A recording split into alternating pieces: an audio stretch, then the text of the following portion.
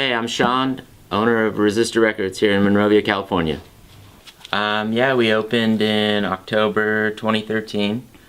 I started it with a good friend of mine, Joe, who unfortunately passed away. I don't know if you knew that. But, sorry to hear that. Yeah, just after Christmas. So he was a lifelong musician, record collector, just a huge fan of music, and we clicked right away and managed another shop together and decided to come up here and do our own thing because we were both, independent minded. We wanted to do our own thing, and it just was a natural fit, man. Where was the other shop? It was right down the street, actually. There's a really high-end hi-fi shop also in town. Nobody really knows about it. It's like a hidden little gem. Yeah, I've lived here my whole life. Yeah, very few people know about it, dude. Yeah. But they wanted to do a vinyl thing similar to this, but more high-end audiophile type stuff. And so Joe was already working there, and I went in and begged him for a job, basically, because I needed some dough, and we just bonded and became friends. And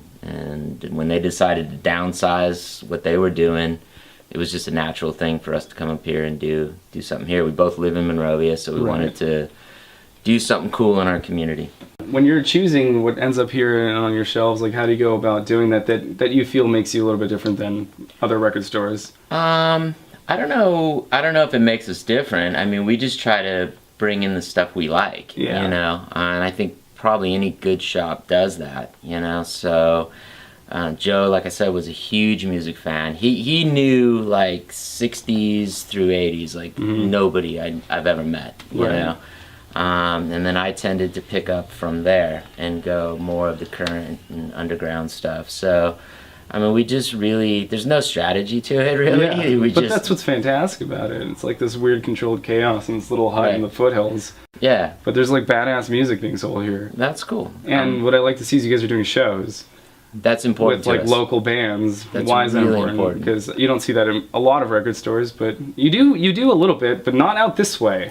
Monrovia's like been itching since I was a kid for venues. We used to play the Brass Elephant. Okay. Yeah. A lot. I used to book shows there, and then the VFW, which you're now doing. Well, I was surprised actually when we opened the shop at the amount of musicians that are in Monrovia. Oh, there's it's like this little tiny mecca. I grew up with. Yeah. All we do is play music in our garages. I was really, because I'm not a musician. I'm just a fan. But Joe is, like I said, a lifelong musician, so he knew like bands want to play. That's what they want to do, and if we could give them a cool venue where they feel at home and they can do their thing, it would be a positive thing for the community. And it was always about that, supporting some local scene. So whether it's a band that's just starting out, or like we talked about Mario Fatso Jetson, who played here on Record Store Day last year. Awesome. Anything we could do to enhance the experience of coming into a record store, you know, and not just buying music, but experiencing it. And that was huge for both of us, So yeah, it's worked out. Why don't you tell us about how those gigs are going these days? Like, where are they happening? Who you have involved?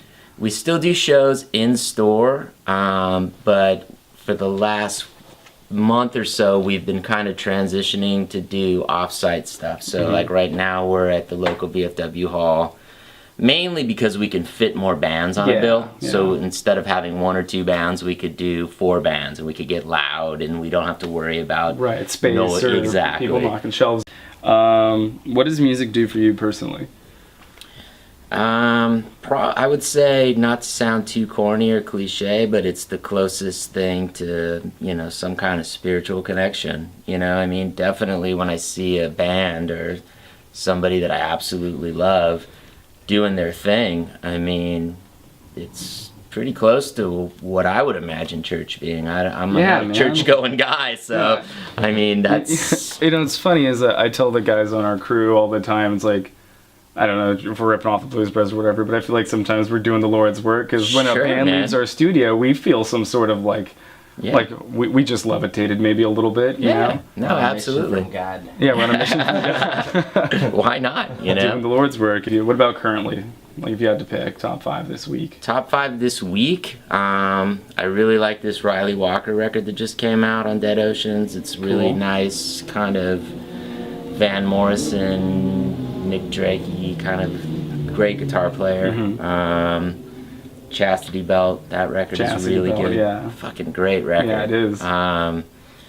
But you know, I've always been a big jazz fan, so it seems like all of a sudden Sun Ra's releases have been amazing. Like they're reissuing so much stuff.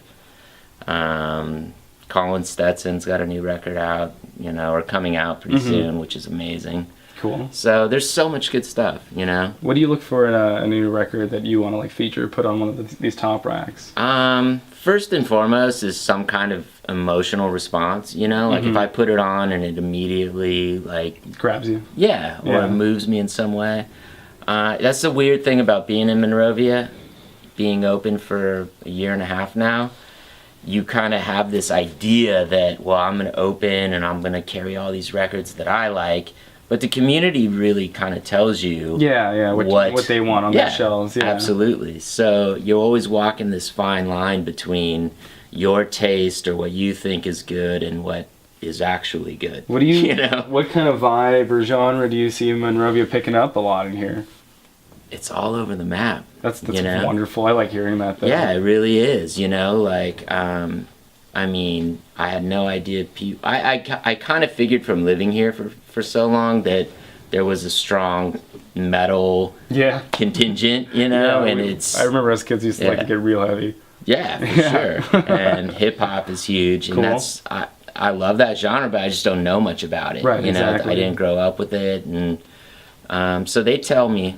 I mean, I've had a couple kids that I'm like, just tell me what you want, and I've let them place orders, you know, and bring things in and try it out, and it's cool. I think that's a good quality to have as a record store, though, because sometimes you have the fear of walking into a place and dealing with like an elitist person behind the desk who's going to give you some sort of smug attitude if you can't find something or you didn't know something about a group. But I mean, in all honesty, when I walk into a place, I just want someone humble, just like me, to tell me what's cool, or to be like, hey, check this out or not, you know? Right. I feel like we could find that here.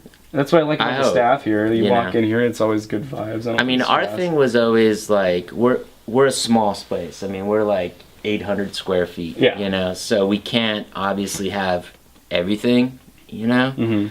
But even if somebody comes in and doesn't find something, we want them to at least leave thinking, well, that was a cool experience. You know, it was cool. I like the people, I like the vibe, and that's the best you can do, you know? So we can't be all things to everybody, but we kind of knew that going in. So we just carry the things we like and hope people dig it, you know? I'm living proof of that, because when I walked in here the first time, I was blown away with all that, with everything I saw in here, especially on the wall. Yeah, that's cool. That's good to hear. Thank you. Yeah, I think it's really great. You said you're planning on maybe working with some labels and put some stuff out for some local groups. How do you see yourself going about choosing what groups to work with? Are you waiting for like submissions in a sense, or you know, wait for something to sort of cross your ears and be like, hey, I kind of like that, and you're going to be the assertive one with it? Or for me, it comes down to people. You know, like I really I want to like the music, obviously. But if I don't like the people that I'm dealing with, I just don't see how it would benefit either of us. You know, that's true. Yeah. So. Fortunately, the bands that we've had in here, I love them all. Yeah. You know, so if the music's good and it speaks to me and the people are cool, then I would see definitely going forward. You know, anything that's just passion based. Right. That's what we look for. It's just, I love seeing that, and I just want that to get passed around as much as freaking possible. Absolutely. Because, in this world of corporations and all that stuff, it's so hard to find the heart in it all. Well, that's the beauty thing about vinyl, because it's naturally anti-corporate. Yeah. You know, even though there's obviously corporations involved in the production of it, to seek that out, you have to already be of some mindset that is like, I don't want what's mass produced. I don't want what you can get at Target or here or there. You know, you want to come into a place like this. So most of our customers are already predisposed to being fucking cool. Yeah, you know, so exactly. it's like my job's already 90% done. All I have to do is open the door and smile and make sure everybody gets what they need. Yeah, and most of the customers are amazing. I have no horror stories about any customer. That's coming. awesome. Yeah, it's really cool. It's a great place to come to work every day, you know? Exactly. For that reason. So, right on. How about any final thoughts? Final thoughts would be, you know, thanks for coming in and supporting us, man. Oh, really. You're very welcome. You know, keep doing what you're doing. Thank you. Yeah. This is just as important, man. Yeah. If not more so. You know, get the word out and keep fostering that creative spirit.